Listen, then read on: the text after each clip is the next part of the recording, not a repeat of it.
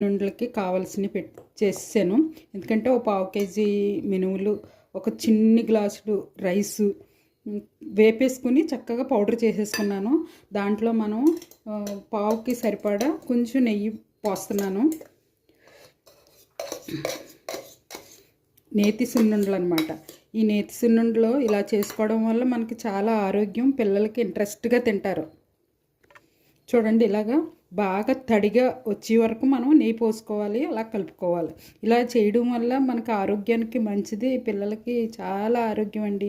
పెద్దవాళ్ళకి నరాల వీక్నెస్ ఉన్న వాళ్ళకి అది చాలా ఉపయోగపడుతుంది. రోజుకోకుండా తింటే నడానికి చాలా మంచిది అనమాట.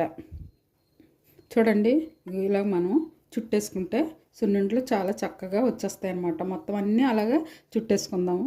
ఇలాగే రోజుకొకటి తింటే చాలా ఆరోగ్యం అనమాట. ఇలా తినండి, చక్కగా ఆరోగ్యంగా ఉండండి.